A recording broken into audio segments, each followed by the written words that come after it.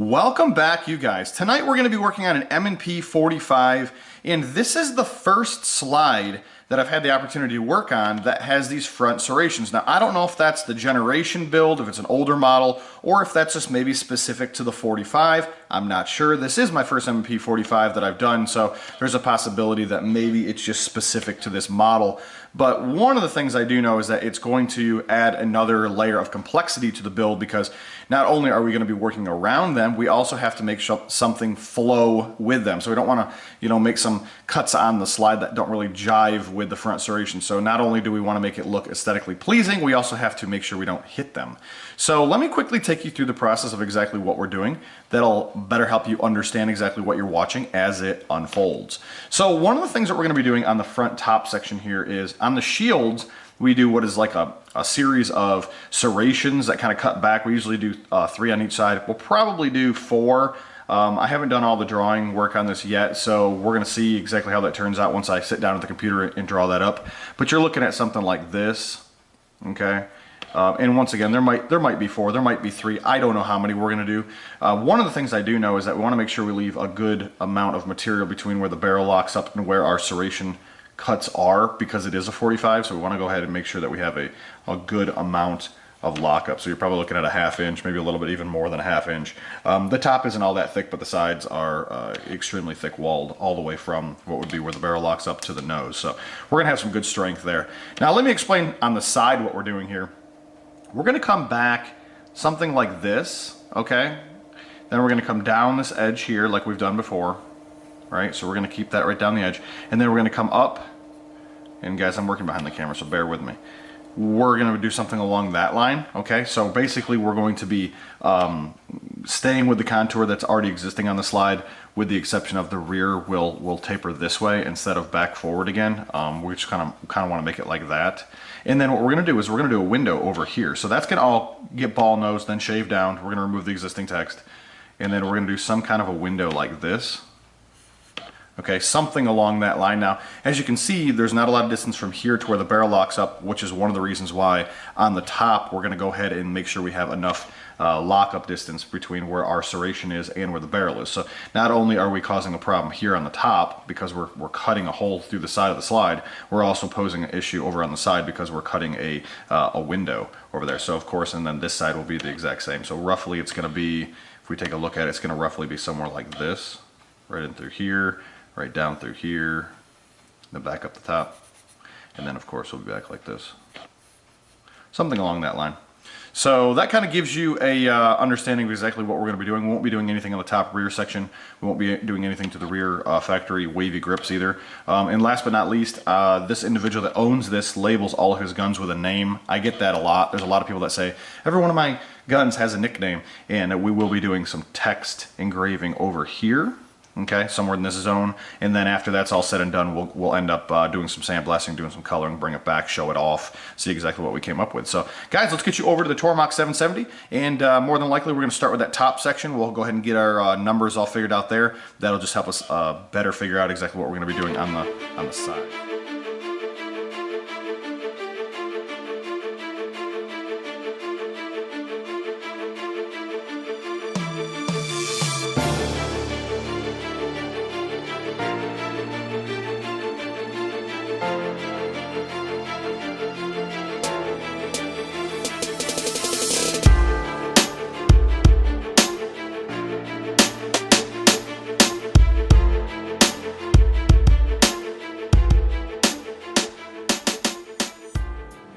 All right, guys, well, we went ahead and finished that first section right there. Basically, we just ran a ball nose down there, and we took off material, kind of cleaning this up back here, and then, of course, cleaning it up down here, and then we want to make our angle there. It looks great, however, it's wrong. So with that being said, let's just discuss what's wrong and how we need to fix it, and maybe why we're fixing it.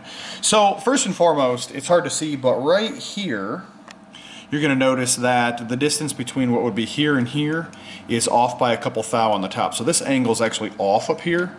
So we're going to go ahead and adjust that. Now this isn't going to make any difference because the inside of this whole area is going to end up getting shaved down. So as long as we extend the walls to the left and not to the right, it really doesn't make any difference.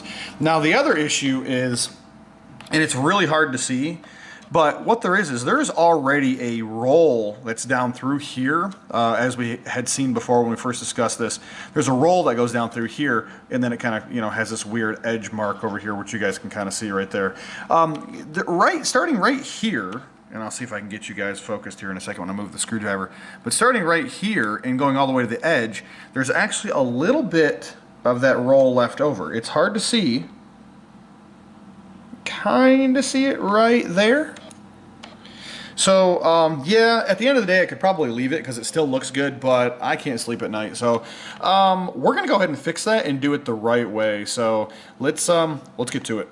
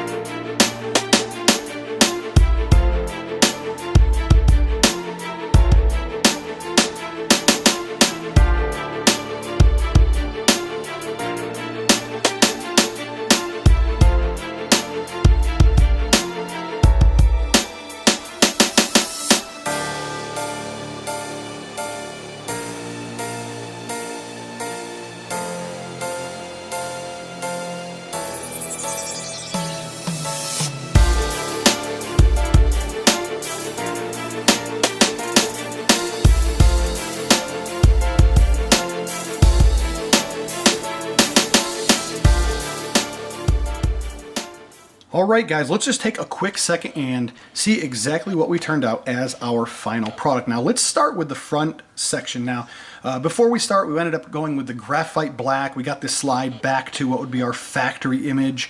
Very, very cool, very professional look at the end of the day, much like you'd find on the factory M&Ps or the CZs or the Glocks. So we want to get it back to that original appearance now. What we done up here is we went ahead and added the serration. So we ended up doing 4 on each side instead of 3. That was a discussion point at the beginning of this video where I wasn't sure what I was going to do.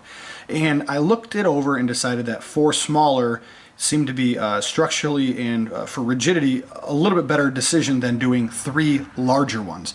Just gives it an opportunity to have extra strength. There's extra studs in the center so as well. So there was multiple reasons why to go with the 4 instead of the 3. So at the end of the day, we ended up leaving a good amount of room here because if we go with a suppressor site, we want to make sure this doesn't come into this zone. And then we left a good amount of room back here for the lockup area. We want to make sure we still had that rigidity left over. We don't want to crack a slide over time. We don't want to fracture anything. So we ended up leaving a good amount there. Now on the sides we went ahead and did a shave down. Okay, so we did a step in, okay, which looks really nice.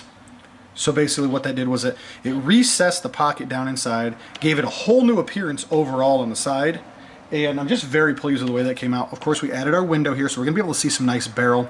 Guys, unfortunately I do not own a 45 M&P barrel, so I can't show you what that looks like. I usually try to put a barrel in them, give you guys just an overall appearance of how that looks or what that would look like on a frame. I just couldn't do that with this one, so I apologize. But we're definitely going to be able to see some nice barrel in here.